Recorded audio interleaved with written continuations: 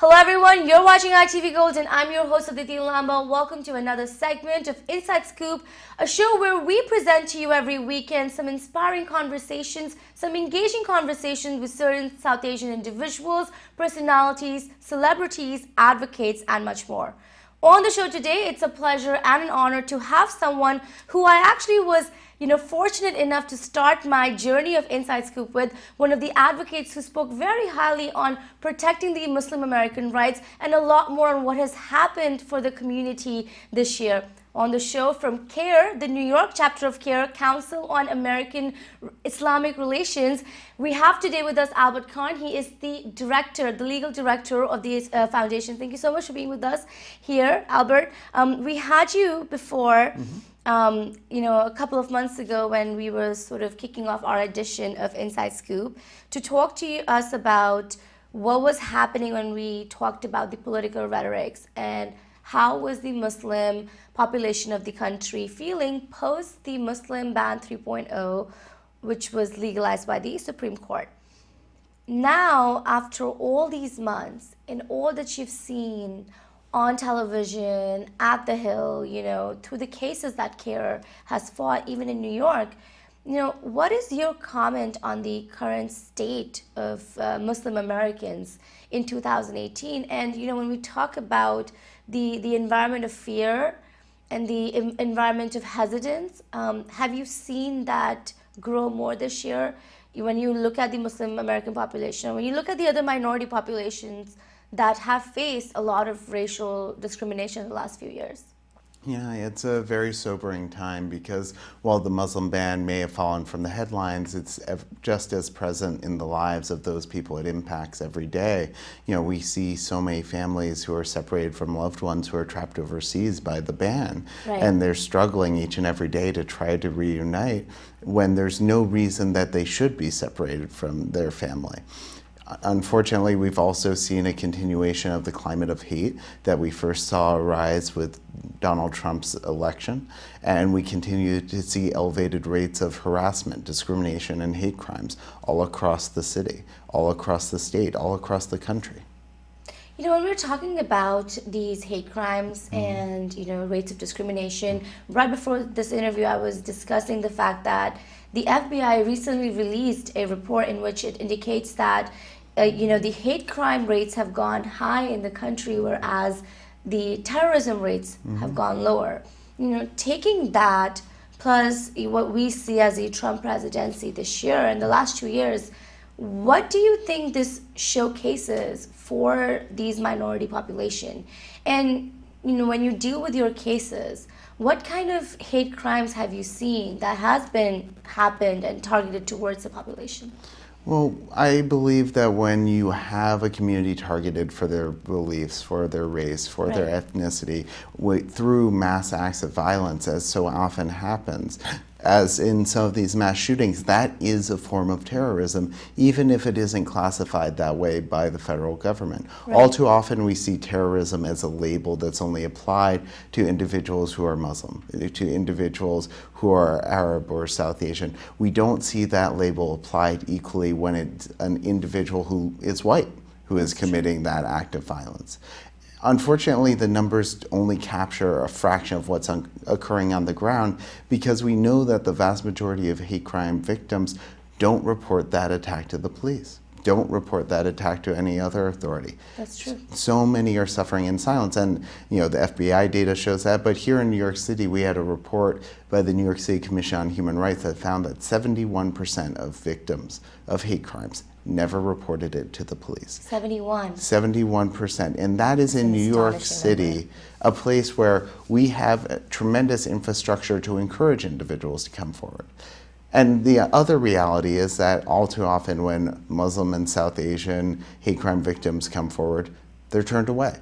We've seen so many cases when victims of harassment, of people who are threatened, who are called horrific names, who are physically attacked, will be told by the police that their crime doesn't matter, told that they shouldn't report what they've gone through. And when we see that, it's clear that that's not something that impacts all communities the same. Right. As a Jewish man, as someone who works on behalf of the Muslim community, I know that there is a real difference in the lived experience of many hate crime victims who look like me versus many hate crime victims who look like the individuals that I serve at CAIR New York. Do you personally feel that at times the administration tries to hide that, at times try to put all of the prejudices or the hate crimes that are being done in one category, or sort of put all of the minorities in one category? Do you think this administration, because that has been a criticism for that, that you cannot compare those two, you cannot compare those sentiments. Each community in this country right now is going through its own kind of discrimination, which is very sad. What is your comment on that, and what is your comment on how the administration truly has tried to handle this issue, if so?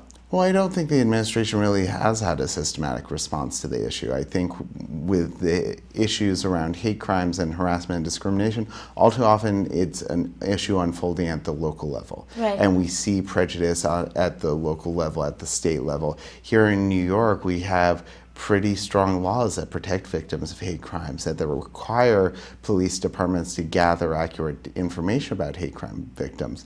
But we still see these inaccuracies. We still see underreporting. CAIR New York found that there was a 974% increase in hate crimes, harassment, and discrimination from 2015 to 2017. But the official numbers are much lower. And part of the reason for that are the continuing barriers, even in a progressive state like New York, that block many hate crime victims from having their crimes pursued. But you have to understand, many police departments across the country don't even record hate crime statistics. They don't even track that. Wouldn't that be a requirement if that is happening? If people are being injured, or if, people aren't getting something because of that? No, unfortunately, the federal data collection for hate crimes is entirely voluntary.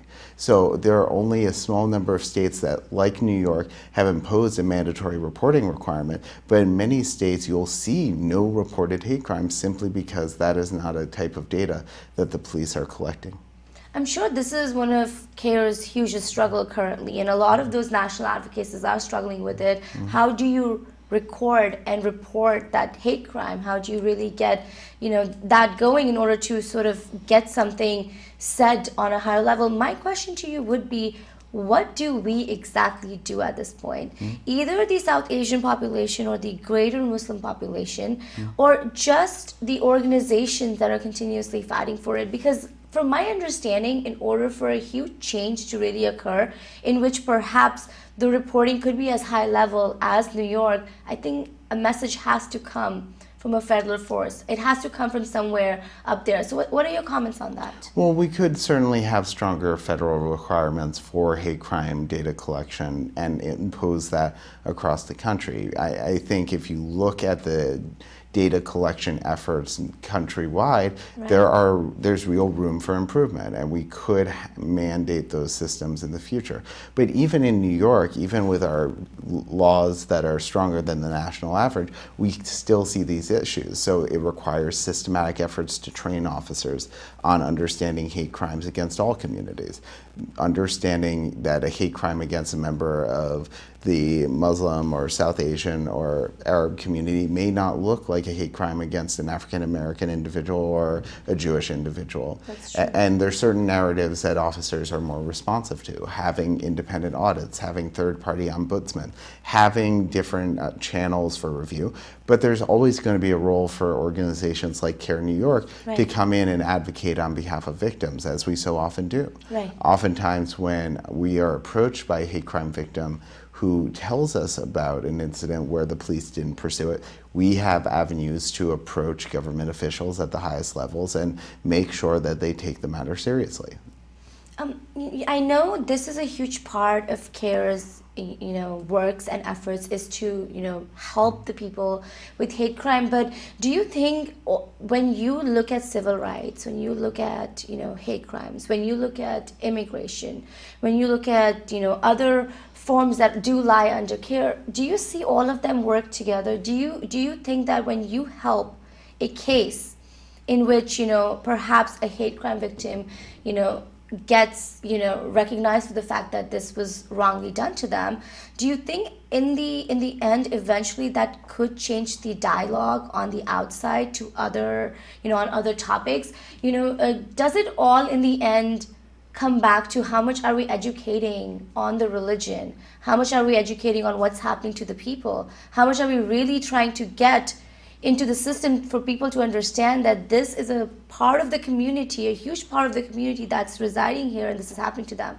Your comments on that? Yeah, I think the root of hate is always ignorance. The root of hate is always misunderstanding. It's always dehumanization of those who have differences from us. And I do think that is a theme that connects all of this work, that as you overcome the barriers that are allowing this hate crime surge, as you overcome things like the Muslim ban, as you fight all the different components of the Islamophobia we see from Washington, you're helping to educate the broader American community about what Islam is, about what the Muslim community is, and to really break down some of the prejudice that's at the root of that sort of hate.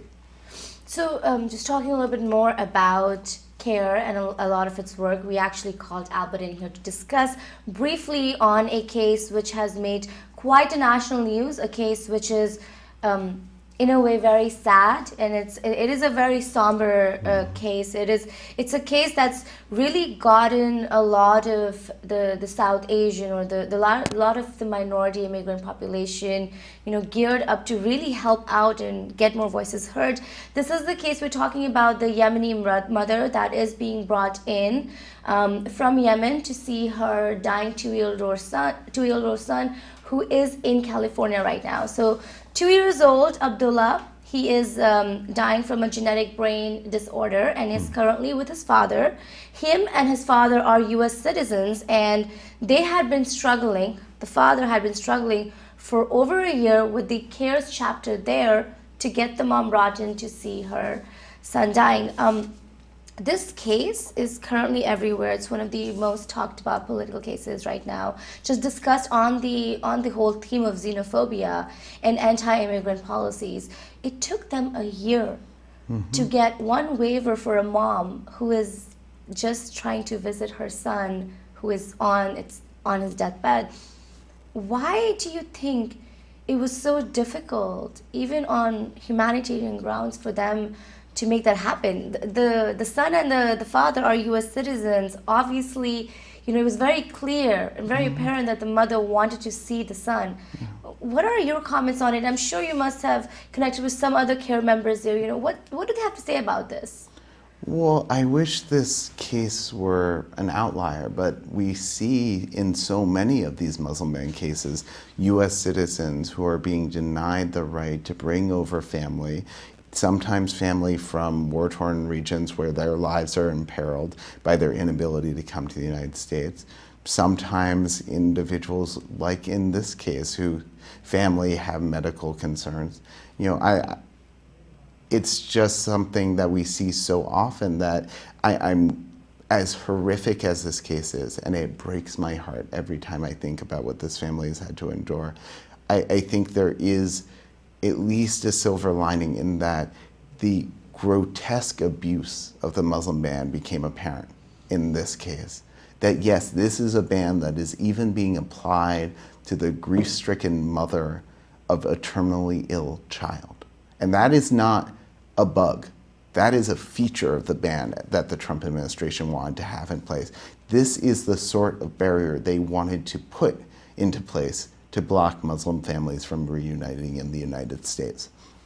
And I am thinking of clients of mine here in New York, young married couples where one spouse lives in New York and the other lives in Djibouti, displaced from Yemen, living in a state of limbo while they try to reunite, unsure if they'll ever be able to get the waiver that they're entitled to under law. Because we have seen that under the Muslim ban, the waiver process that has been put forward is largely a farce. The number of waivers that have been granted under the ban is incredibly small. And we see that it turns into a rubber stamp denial. So you are trying to tell us right now here, if I'm getting this clear, there are a lot more cases like this in which one of the parties are actually currently in the US and the other person is back in Yemen or any of these countries.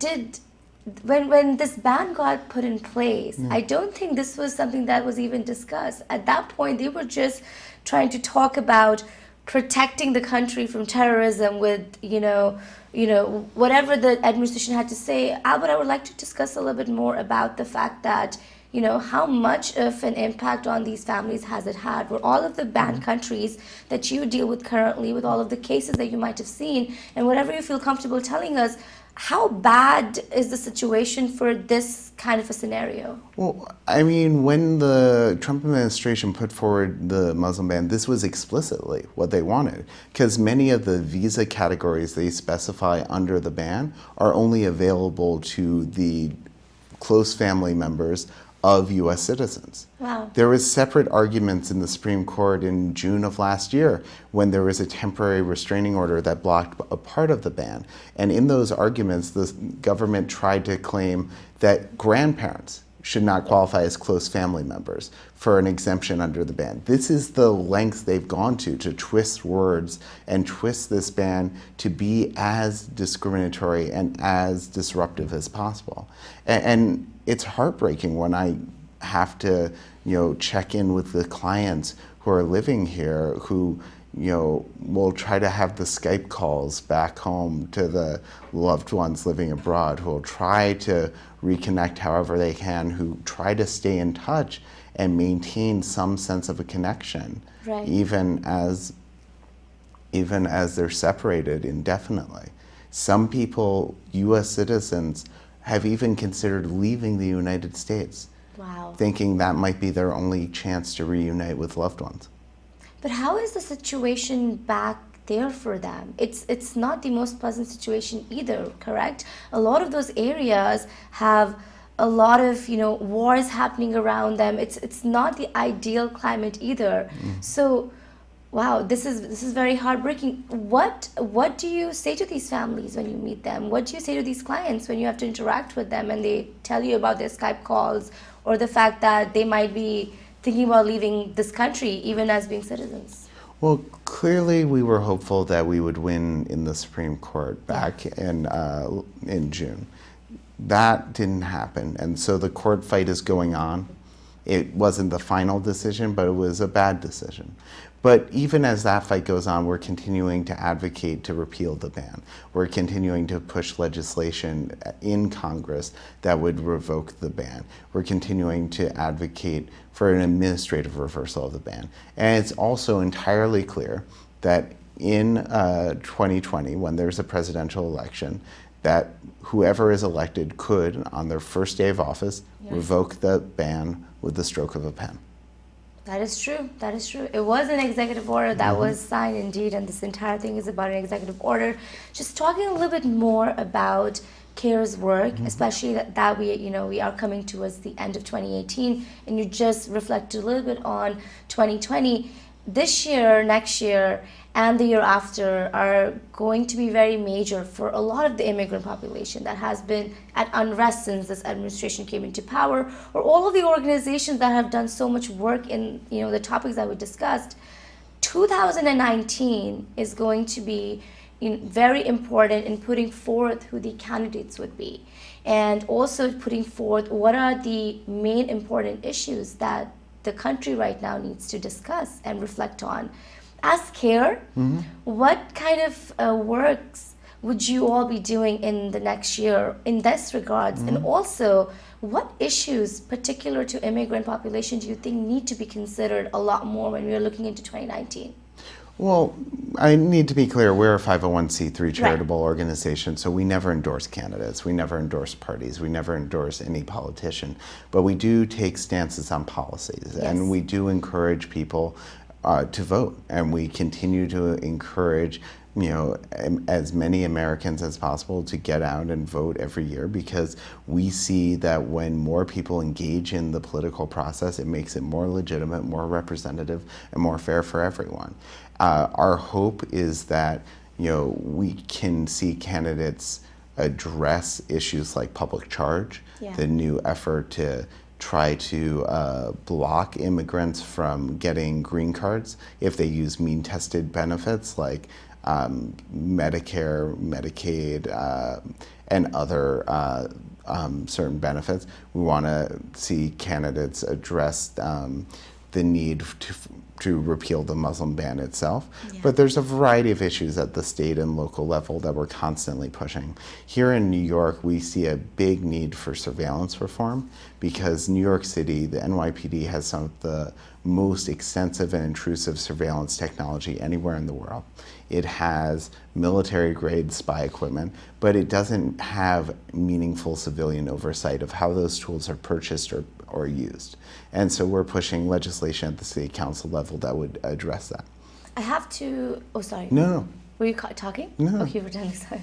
I want to sort of have a follow back on the Muslim ban question, because even when we had you a couple of months ago, the sadness was very visible on the fact that it was passed. But my question to you is, while there are several organizations, including CAIR, trying to rebel against the Muslim ban, to try to really figure out how to break it, do you see it really happening in the next year or two, or are we in a place where we just have to deal with it perhaps until 2020?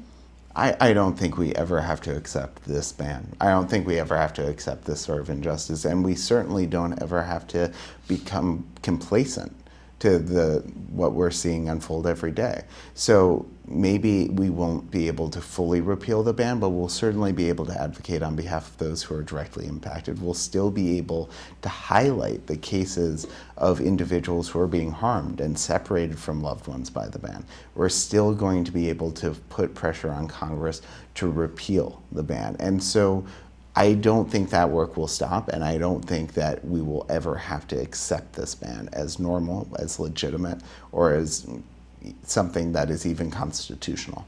Do you think perhaps the fight needs to be even more now?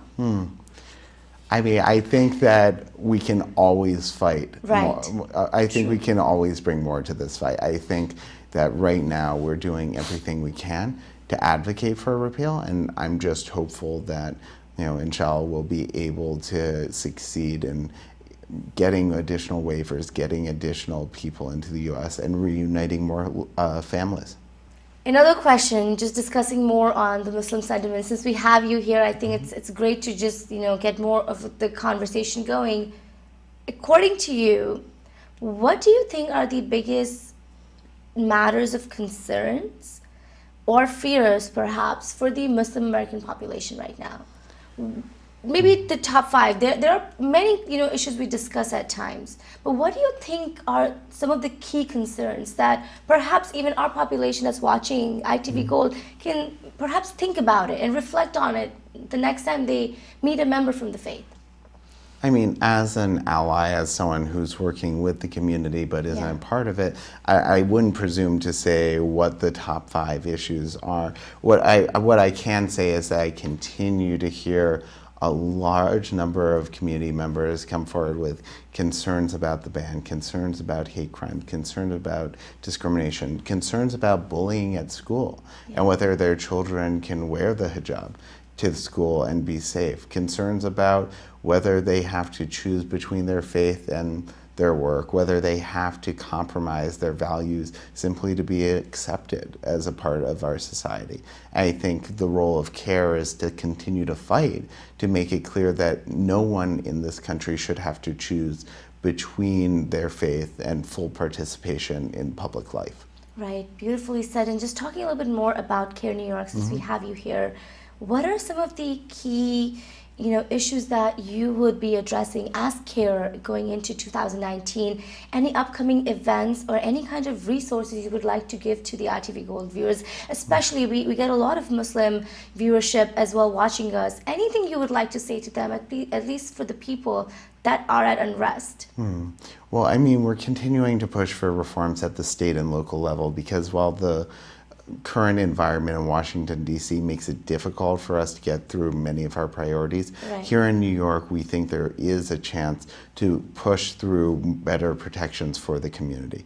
And that means bills like the Post Act at the City Council level, which would reform NYPD surveillance. It means bills in Albany like the Electronic Communications Privacy Act, which would change how police can monitor electronic communications without a warrant. It means bills to address facial recognition technology, which has been deployed on many of our bridges and tunnels. It means an increasing array of civil rights protections to help make sure that immigrant communities aren't being targeted by local law enforcement. That includes bills like the Trust Act and the Trust Act and the Liberty Act. So we know that there are protections we can push through. We know we can do better, and we know we can do that here in New York. Beautifully said, and I hope that everyone, you do go take a look at CAIR's website. It has a lot of helpful resources, and it has a lot of information, very interesting facts about the Muslim American population and all the work they're doing. Thank you so much for being with us here on ITV Gold, Albert. Any last minute messages you would like to give to ITV Gold viewers? We are wrapping this year up, and thank you again for bringing another insight into what's happening for the Muslim population. Any last minute messages? I know it's a difficult time for so many, seeing what's unfolding, seeing the rhetoric that's coming from Washington, seeing how America is changing at this moment in history. But I truly believe that this is a moment where our actions and our resilience and our unwillingness to cave into prejudice will help spur a new movement and make this country far more inclusive than it ever was in the past. I would also, if possible, I would love for you to give out a message to the South Asian youth. I think youth could mobilize a lot. I believe that their involvement in a lot more spheres could really help. Any messages to them? I mean, I have the pleasure of working with members of the youth community every day, and it's been incredible to see the activism and leadership that's coming from so many, South Asian youth throughout New York State. And so I really do think that these movements will be led by the next generation, and that it will continue to be young people who are at the forefront of social change. How important do you think that would play in future to raise awareness? How important do you think all members of the community sort of have to come together in order to raise more awareness? It's something that I've been truly awed by, seeing the level of activism and engagement within the community. And I think that really all communities need to come together at this moment, because I don't think any one community can stand on its own. That's true. In the face of this sort of hate. But I also know that these movements need to be led by the people directly impacted. That is true. Well, thank you so much for your time. Thank you. And that was none other than Albert Cahn. He is the legal director at CAIR New York. A great interview, another perspective into what is happening with the Muslim American community. Stay with us on ITV Gold as we bring you so much more. We have one more weekend left before the year wraps up. I'm Aditi Lamba, signing off.